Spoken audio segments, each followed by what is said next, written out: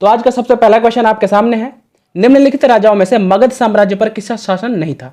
जैसा कि आप सभी को पता है कि डेली 50 MCQ का वीडियो होता है ये, और मैं जो एक्स्ट्रा फैक्ट बताऊंगा आपको उसको लेके 100 MCQ बनते हैं, और ये एक्स्ट्रा फैक्ट किसी ना किसी एग्जाम में किसी ना किसी तरीके से पूछ लिया जाता है और बहुत ही इंपॉर्टेंट है।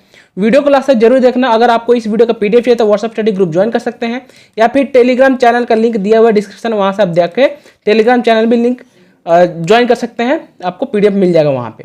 डेली क्लासेज होती है रात को 9 बजे और शाम को 4 बजे मैथ और रीजनिंग के क्लासेज होते हैं, तो क्लासेज जरूर अटेंड करना। पहले क्वेश्चन का आंसर क्या हो जाएगा, राइट आंसर हो जाएगा इसका option number D, Prabhakar Vardhan. ठीक है, तो प्रभाकर वर्धन जो है मगध साम्राज्य पर शासन नहीं था उनका। चलो अगला क्वेश्चन देखें, क्वेश्चन नंबर 2।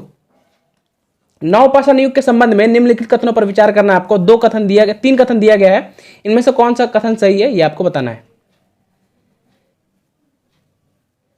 पहली कथन की बात कर लेते हैं कि इस अवधि के दौरान कृषि शुरू हुई थी, तो यहां पे जो है यह कथन सही है। ठीक है, अच्छा, और यहां पे पितृतंत्रात्मक समाज है, और यहां पे इस दौरान मिट्टी के बर्तनों का विकास होगा, तो इसका राइट आंसर क्या जाएगा, ऑप्शन नंबर सी हो जाएगा। कथन 2 गलत है, बाकी सारे कथन सही है। मतलब पितृतंत्रात्मक समाज, यहाँ पे समाज बोल के कुछ नहीं था उस टाइम पे, बाकी सारे यहाँ पे सही है। चलो अगला क्वेश्चन देखें, क्वेश्चन नंबर 3।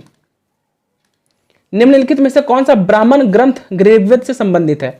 आपसे रिक्वेस्ट है, वीडियो पर अगर आप आ ही गए हो तो वीडियो को लाइक जरूर कर देना, हर कोई लाइक कर दो, और इस वीडियो पे आज का टारगेट रखते हैं 100 लाइक्स का, तो लाइक्स जरूर कर दो। क्वेश्चन नंबर 3 का राइट आंसर हो जाएगा ऑप्शन नंबर ए, ऐत्रेय ब्राह्मण। ठीक है, इंपॉर्टेंट क्वेश्चन। अगला क्वेश्चन देखेंगे, क्वेश्चन नंबर 4। किस विजयनगर सम्राट ने अपनी सैन्य क्षमता बढ़ाने के लिए श्रेष्ठ मुस्लिम को तीरंदाजों को अपनी सेना में सम्मिलित किया था। Right answer option number B, Devaraya द्वितीय। अब देखो यहां से बहुत ही इंपॉर्टेंट क्वेश्चन बनता है, देवराय द्वितीय कौन था।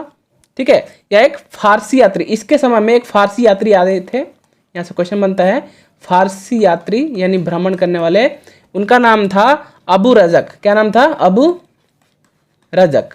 इनके शासनकाल में, देवराय द्वितीय के शासनकाल में फारसी यात्री अबू रजक भारत आए थे। तो ये इंपॉर्टेंट क्वेश्चन बनता है। यहाँ से एक क्वेश्चन बनता है कि देवराय द्वितीय के समय में जो फारसी यात्री थे उनका क्या नाम था, तो अबू रजक नाम था।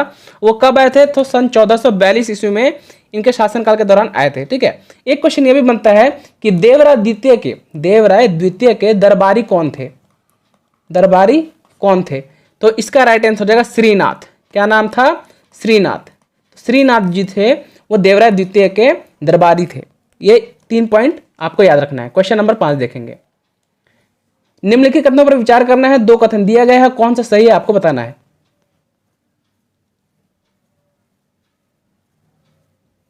चलिए सबसे पहला क्वेश्चन देखेंगे। पहला कथन क्या दिया गया है कि भारतीय राष्ट्रीय कांग्रेस की अध्यक्षता कुल 3 महिलाओं के द्वारा किया गया है, तो ये बिल्कुल सही है, बहुत ही सही क्वेश्चन है, इसका आंसर सही है। 1920 में असहयोग आंदोलन का प्रस्ताव लाला लाजपत राय की अध्यक्षता में नागपुर में हुआ, यह गलत है। ठीक है, उसके बाद तो ऑप्शन 1 ही सही हो जाएगा, केवल 1 सही है। ठीक है, भारतीय राष्ट्रीय कांग्रेस की अध्यक्षता कुल 3 महिलाओं के द्वारा किया गया था, यह आपको याद रखना चाहिए। ठीक है, अच्छा, उनका जो नाम है, तीनों महिलाओं का नाम एग्जाम में कभी कभी पूछ लिया जाता है। तो सबसे पहले जो 1917 का कलकत्ता अधिवेशन हुआ था, 1917 में कौन सा अधिवेशन हुआ था, कलकत्ता में, डेट याद रखना। तो वो किसकी अध्यक्षता में हुई थी, तो एनी बेसेंट के अध्यक्षता में हुई थी, एनी बेसेंट।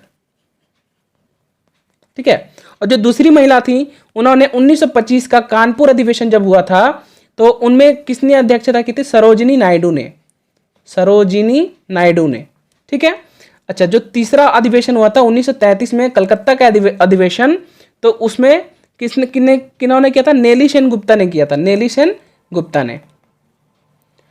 तो देखो यहाँ पे बहुत ही इंपॉर्टेंट फैक्ट बनता है कि 1917 में कलकत्ता का अधिवेशन हुआ था, उसमें एनी बेसेंट थी जो कि महिला थी। 1925 में सरोजिनी नायडू ने अध्यक्षता की थी, तो वो भी महिला थी, और 1933 भी नेली सेन गुप्ता। ये तीनों नाम आपको याद रखना है, साथ ही साथ डेट याद रखना है और कौन सा अधिवेशन में इन्होंने अध्यक्षता की थी। ठीक है, चलो अगला क्वेश्चन देखें, क्वेश्चन नंबर 6। ब्रिटिश के साथ बेसिन की संधि निम्नलिखित पेशवाओं में से किसने की थी। देखो कल वीडियो नहीं आई थी, 9 बजे का जो कल वीडियो था वो नहीं आ पाया था। इसका कारण मैं बता रहा हूं कि उसके पहले वाले दिन जो मैंने वीडियो अपलोड किया था, बस 24 घंटे के अंदर अंदर बस उस पर सिर्फ 400 लाइक्स और 400 व्यूज आए थे बस। इसलिए मैं कुछ डिप्रेस हो गया था, इसलिए मैंने वीडियो नहीं बनाया था। तो आप देख लो कि वीडियो को शेयर जरूर कर देना और लाइक जरूर कर देना। इस पे 1000 व्यूज आते हैं तो मैं नेक्स्ट वीडियो कंटिन्यू करता हूँ। क्वेश्चन नंबर 6, राइट आंसर क्या हो जाएगा? ऑप्शन नंबर डी हो जाएगा, बाजीराव प्रथम ने। ठीक है, चलिए बेसिन की संधि कब हुई थी? तो 1802 ईस्वी में, ये भी डेट आपको याद रखना है।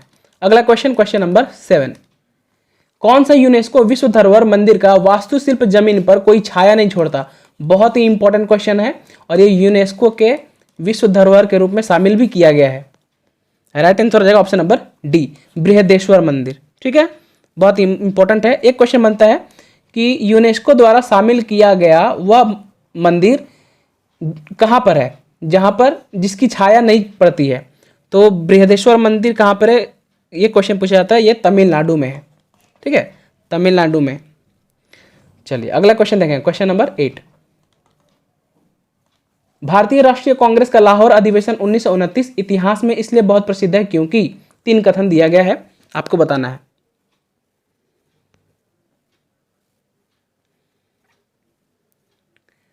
चलिए सबसे पहले देखेंगे, कांग्रेस ने पूर्ण स्वराज की मांग का एक संकल्प पारित किया था भारतीय राष्ट्रीय कांग्रेस लाहौर अधिवेशन 1929 में, तो यह बिल्कुल सही है।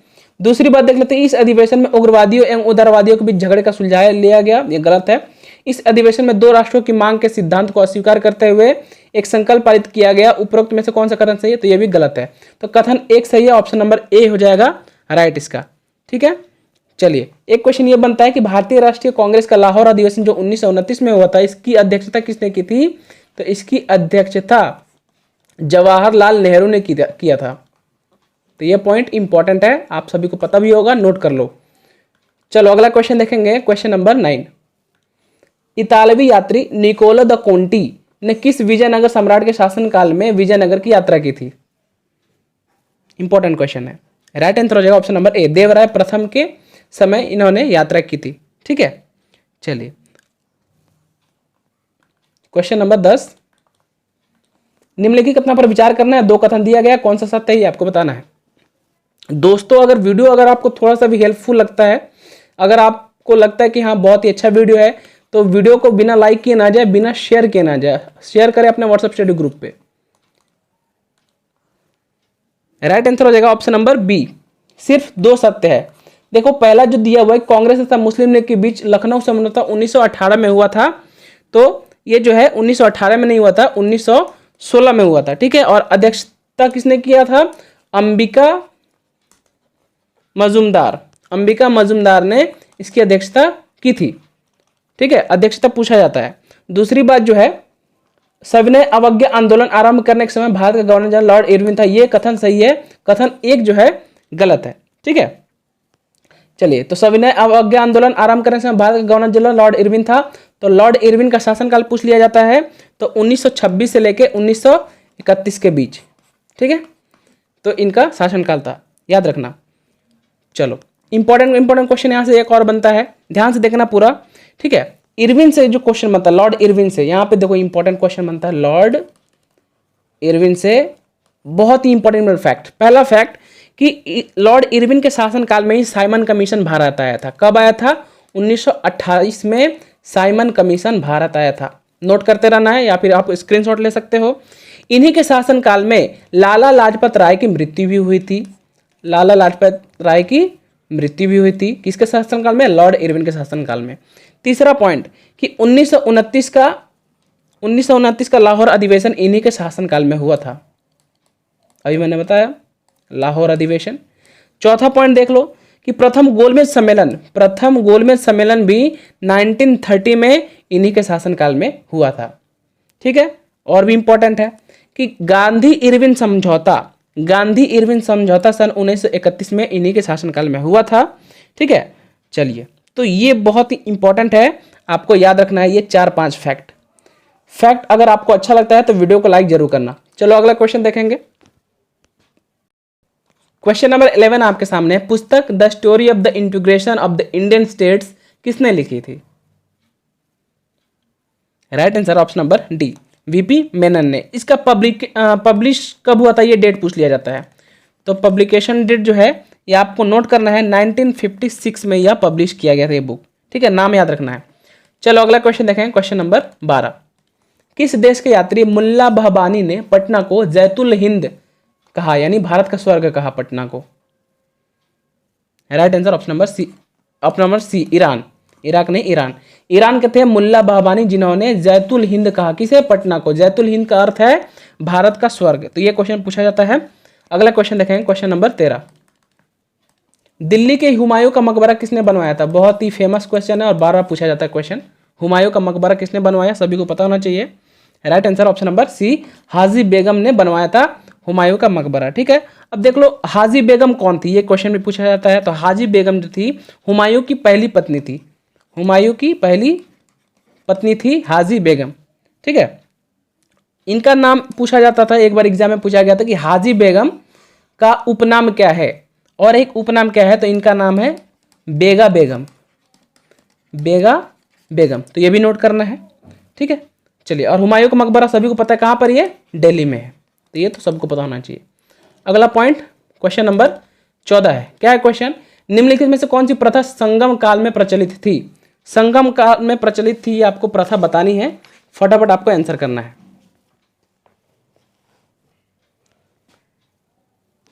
चलो, तो हम लोग देख लेते हैं। इसका राइट आंसर होगा ऑप्शन नंबर 1, 3 और 4। तो कौन कौन सी प्रथा प्रचलित थी? दास प्रथा, विवाह कर्मकांड और वैश्यावृत्ति। ये कौन सी किधर? संगम काल में प्रचलित थी। क्वेश्चन नंबर 15, निम्न में से किसे 1857 की क्रांति के दौरान साहेब ई आलम बहादुर का खिताब मिला? यह खिताब का नाम आपको नोट करना है। Right answer option number A Bakht Khan को साहेब ई आलम बहादुर का खिताब मिला था 1857 की क्रांति के दौरान। क्वेश्चन नंबर 16, इल्तुतमिश ने कहां पर अध्ययन केंद्र की स्थापना की? Right answer option number D Azimabad. Azimabad का पहले क्या नाम था, अभी क्या नाम है? तो पटना। बिहार का पटना जो है पहले अजीमाबाद के नाम से जाना जाता था। क्वेश्चन नंबर 17, भारतीय राष्ट्रीय कांग्रेस के त्रिपुरी सम्मेलन में वर्ष 1939 में सुभाष चंद्र बोस को कांग्रेस का अध्यक्ष चुना गया था। यह त्रिपुरी कहां पर स्थित है? Right answer option number C Jabalpur में स्थित है। अगला क्वेश्चन, भारत की प्रभुता, एकता और अखंडता की रक्षा करें और उसे अक्षुण्ण रखें, यह उपबंध किसमें किया गया है? Right answer option number D मूल कर्तव्य, फंडामेंटल ड्यूटीज। फंडामेंटल ड्यूटीज में यह बात बोला गया है कि भारत की प्रभुता, अखंडता और एकता, इसकी रक्षा करना है हमको। ठीक है, चलिए फंडामेंटल ड्यूटीज की बात कर लेते हैं, कर्तव्य की बात करते हैं। तो ये कौन से आर्टिकल से संबंधित है?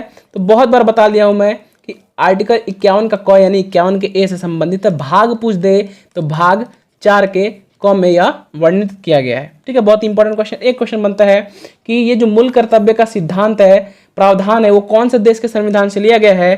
तो ये रूस के संविधान से लिया गया है। ये 3 पॉइंट बहुत ही इंपॉर्टेंट है, याद रख लेना। एक बात ये भी याद रख लो कि ये मूल कर्तव्य जो है कौन से संशोधन के अंतर्गत जोड़ा गया था, यह बात। तो यह 42वें संविधान संशोधन के अंतर्गत जोड़ा गया था, और 42वें संविधान संशोधन जो हुआ था वह 1976 में हुआ था। तो ये 5 पॉइंट आपको याद रखना है। चलो अगला क्वेश्चन देखेंगे, क्वेश्चन नंबर 19। संविधान का डैश उद्योगों के प्रबंधन में मजदूरों की भागीदारी से संबंधित है।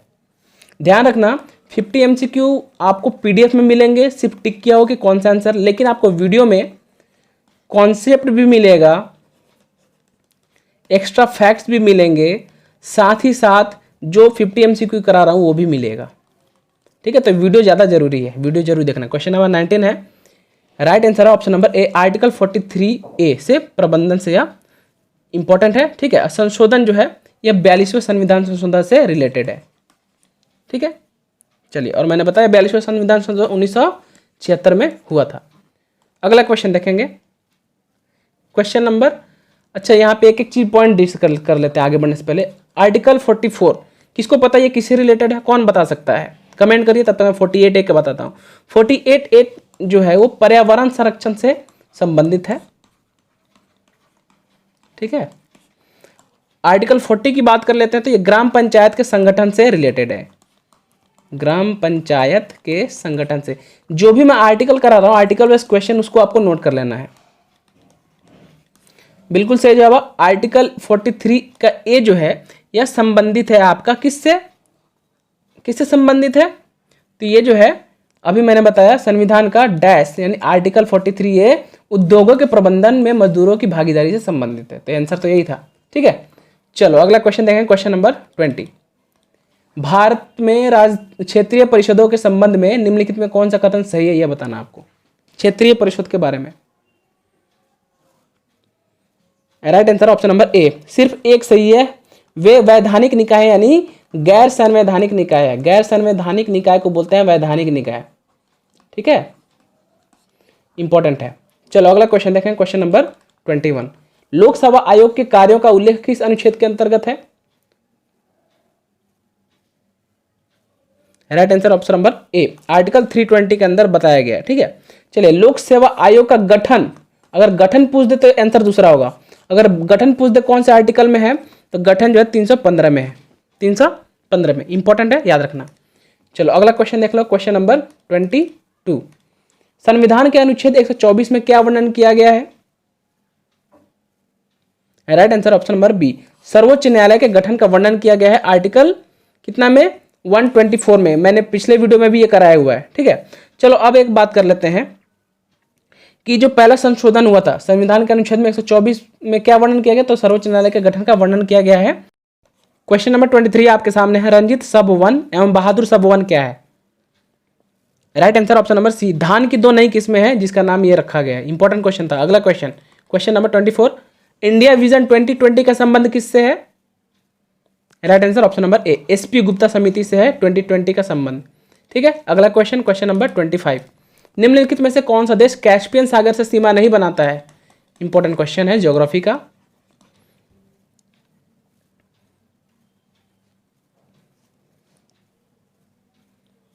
राइट आंसर क्या हो जाएगा इसका? ध्यान से देखो, पहले मैं इसका ट्रिक बताता हूँ। कैस्पियन सागर से सीमा नहीं बनाता है, इससे 5 जगह है, यहाँ पे 5 देश है जो कि कैस्पियन सागर से सीमा बनाते हैं। ठीक है, कैस्पियन सागर से सीमा बनाते हैं। तो उसका ट्रिक है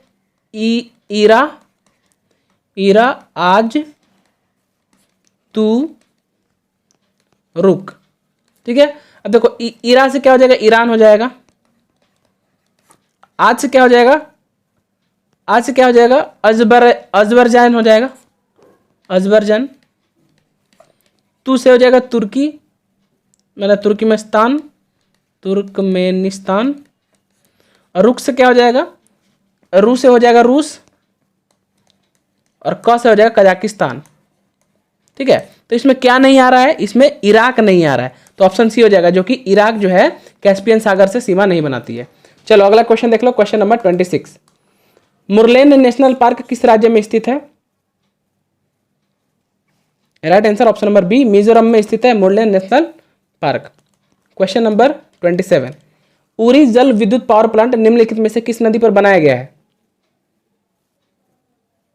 right answer option number B, Jhelum नदी पर बनाया गया है। इसकी पावर पूछ ली जाती है, शक्ति पूछ ली जाती है, तो नोट कर लो, पावर 480 मेगावाट है। ठीक है, ये 480 मेगावाट का पावर जनरेट करता है। और ये कहाँ पर स्थित है? झेलम, जम्मू एंड कश्मीर, ये तो सबको पता ही होगा। अगला क्वेश्चन देख लेते हैं, क्वेश्चन नंबर 28। सूची 1 और सूची 2 में निम्नलिखित का मिलान करना है आपको, कौन सा सही है ये आपको बताना है। ज्योग्राफी का इंपॉर्टेंट क्वेश्चन है। देखो बी आंसर सही हो जाएगा। देख लो 1 का 2 है, यानी जलोढ़ मिट्टी चावल के लिए जलोढ़ मिट्टी अच्छी होती है। ठीक है, काली मिट्टी जो है कपास के लिए अच्छी होती है, भूरी मिट्टी चाय के लिए अच्छी होती है, और लाल मिट्टी गेहूं के लिए अच्छी होती है। तो ऑप्शन बी इसका राइट आंसर हो जाएगा, आपको नोट कर लेना। अगला क्वेश्चन, हिंडनबर्ग लाइन सीमा निर्धारित करती है, क्या निर्धारित करती है? Right answer option number C, Germany एवं पोलैंड के बीच की सीमा निर्धारित करते हैं। इसका ट्रिक कैसे याद रखते हैं हम लोग? हिंदी जपो, हिंदी जपो। हिंदी से हिंडनबर्ग समझ गए, ज से जर्मनी और पो से पोलैंड। ठीक है, चलो अगला क्वेश्चन देख लो, क्वेश्चन नंबर 30 है। निम्न झीलों में कौन असम में स्थित है? असम में जो स्थित आपको वही बताना है। Right answer option number C, केवल 1 और 2 जो है असम में स्थित है, मतलब चपनाला लेक और हाफलंग लेक। कोलेरी झील जो है यह असम में नहीं है, या कहाँ पे, यह आंध्र प्रदेश में है। तो नोट कर लो, तीनों इंपॉर्टेंट है। Question number 31। 7वीं अनुसूची में दिया गया आर्थिक योजना निम्न में से किस सूची में आती है? जैसा कि मैंने आप सभी को बताया था कि कौन कौन सी सूची होती है, संघ सूची, राज्य सूची, समवर्ती सूची और एक होती है अवशिष्ट शक्तियां। तो इन चारों में से जो आर्थिक योजना है कौन सी सूची में आती है, यह क्वेश्चन पूछा गया है। Right answer option number C, समवर्ती सूची यानी कंकरेंट लिस्ट। कंकरेंट लिस्ट में आती है जिसपे संघ सूची और राज्य सूची दोनों मिलकर कार्य करते हैं। ठीक है, इंपॉर्टेंट क्वेश्चन था। ठीक है, अब ये जो समवर्ती सूची जो है इसकी अवधारणा कौन से संविधान के देश से लिया गया है, तो ये रूस से लिया गया है। तो ये भी पूछा गया था एक एग्जाम में, इंपॉर्टेंट है। ठीक है, चलिए, और ये जो समवर्ती सूची है इसमें कुल कितने सब्जेक्ट्स हैं, विषय हैं, ये पूछा जाता है। तो कुल 52 सब्जेक्ट्स है, 52 है। ठीक है, इंपॉर्टेंट क्वेश्चन बनता है यहाँ से। चलो अगला क्वेश्चन, क्वेश्चन नंबर 32 है, निम्न में से कौन सी रिपोर्ट WTO द्वारा जारी की जाती है। सबसे पहले WTO का फुल फॉर्म क्या हो जाएगा, वर्ल्ड ट्रेड ऑर्गेनाइजेशन। ठीक है, वर्ल्ड ट्रेड ऑर्गेनाइजेशन, और जारी की जाती है कौन सी रिपोर्ट, right answer option number A हो जाएगा, केवल एक विश्व व्यापार रिपोर्ट जारी की जाती है वर्ल्ड TO द्वारा। अगला क्वेश्चन, निम्नलिखित में से किसने राष्ट्रीय शहरी आजीविका मिशन का पैसा पोर्टल विकसित किया है। Right answer option number C, Allahabad bank ने। ठीक है, क्वेश्चन नंबर 34 है, राष्ट्रीय हरित प्राधिकरण यानी NGT की मुख्य कार्यालय कहां पर स्थित है। नेशनल ग्रीन ट्रिब्यूनल इसका फुल फॉर्म हो जाएगा, नोट भी कर लो, नेशनल ग्रीन ट्रिब्यूनल। कहां पर स्थित है इसका कार्यालय, मुख्य कार्यालय यानी हेडक्वार्टर, तो यह है ऑप्शन नंबर ए, भोपाल है, मध्य प्रदेश के भोपाल में स्थित है। ठीक है, इसकी स्थापना भी पूछ ली जाती है, कब इसकी स्थापना की गई थी, तो डेट याद रख लो, 5 मई 2010 में की गई थी। ठीक है, वर्तमान में इसके अध्यक्ष कौन है, वर्तमान में इसके अध्यक्ष जस्टिस आदर्श गोयल, जस्टिस आदर्श गोयल, मैं आदर्श लिख देता हूं यहाँ पे, आदर्श कुमार गोयल, तो नोट कर लो, सारे इंपॉर्टेंट क्वेश्चन है। क्वेश्चन नंबर 35, निम्नलिखित में जैविक उर्वरक कौन सा है। Right answer option number C हो जाएगा, ए और बी दोनों है, यानी राइजोबियम और एजेटोबैक्टर दोनों जैविक उर्वरक है, फर्टिलाइजर। 36, पर्यावरण संरक्षण आंदोलन में सहायक पुस्तक साइलेंट स्प्रिंग के लेखक कौन थे। Right answer option number B, Russell Carson थे। ठीक है, ये बुक कब पब्लिश की गई थी, तो 1962 में, नोट कर लो। क्वेश्चन नंबर 37, बिहार के किस जिले में सोमेश्वर की पहाड़ी स्थित है। राइट आंसर ऑप्शन नंबर ए, पश्चिमी चंपारण में स्थित है सोमेश्वर की पहाड़ियां। भीमबंध वन्यजीव अभ्यारण्य किस राज्य में स्थित है। Right answer option number B, Bihar के मुंगेर में। कहां पे, मुंगेर जिले में, तो बिहार एग्जाम के लिए इंपॉर्टेंट है। अगला क्वेश्चन देखेंगे, निम्नलिखित कथनों पर विचार करना है, 2 कथन दिया गया है, कौन सा कथन सही है यह बताना है।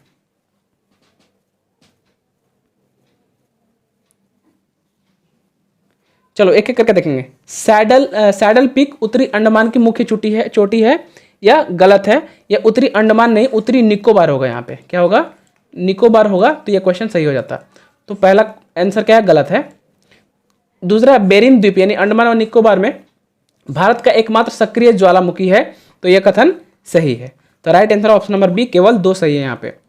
अगला क्वेश्चन, 5 दिवसीय कार्यक्रम मांडू महोत्सव का संबंध किस भारतीय राज्य से है। Right answer option number D, Madhya Pradesh से है।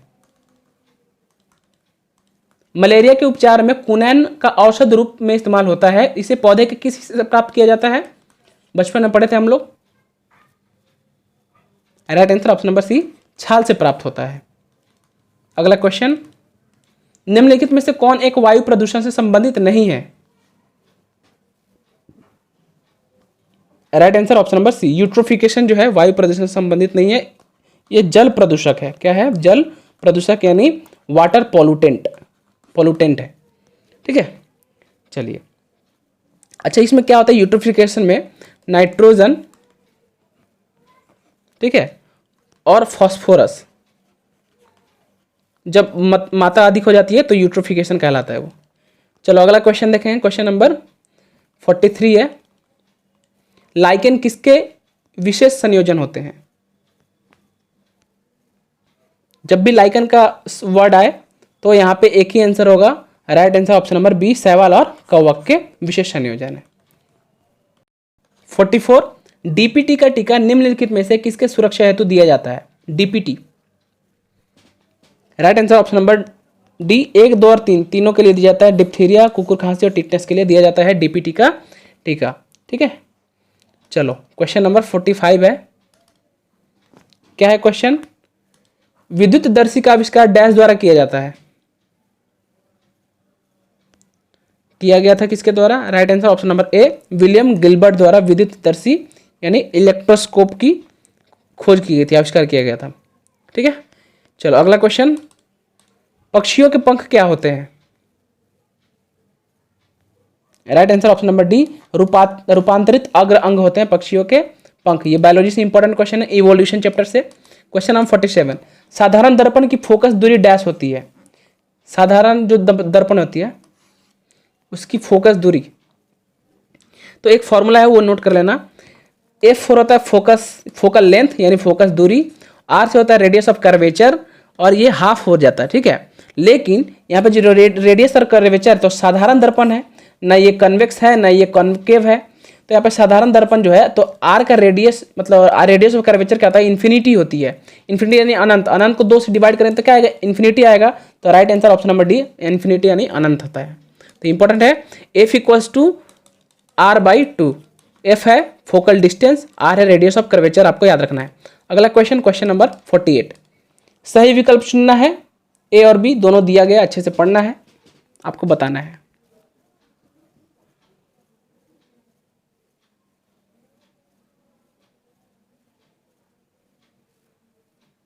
Right answer option number C, दोनों ही सही है।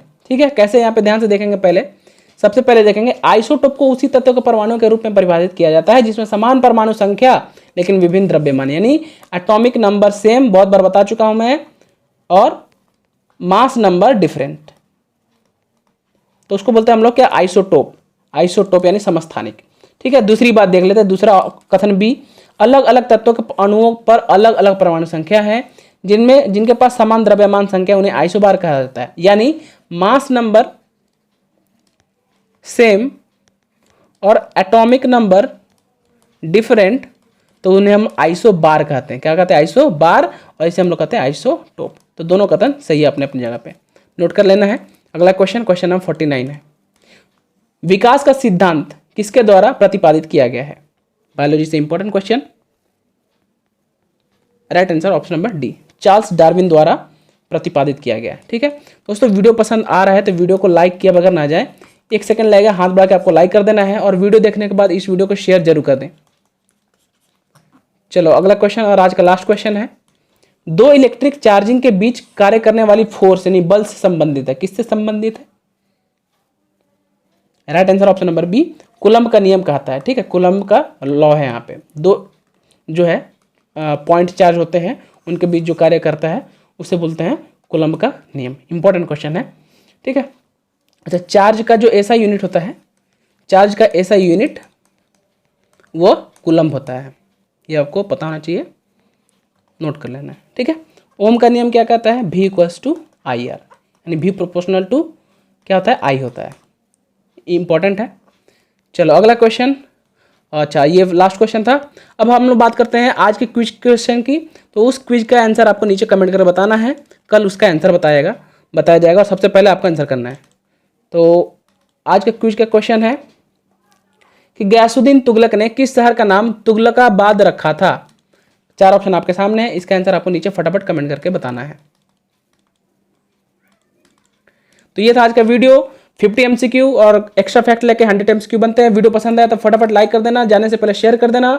कोई भी सुझाव, कोई भी कमेंट करना हो तो कमेंट बॉक्स में कमेंट कर सकते हो आप। जिस पे लगता है कि आपको इस वीडियो पर टॉपिक बनाना चाहिए तो कमेंट कर दो, उस पर टॉपिक वीडियो पर जरूर बनाया जाएगा। चैनल को जो लोग सब्सक्राइब नहीं किया, सब्सक्राइब करके इस बेल आइकन को जरूर प्रेस कर लेना ताकि वीडियो की नोटिफिकेशन डेली आपको मिलता रहे।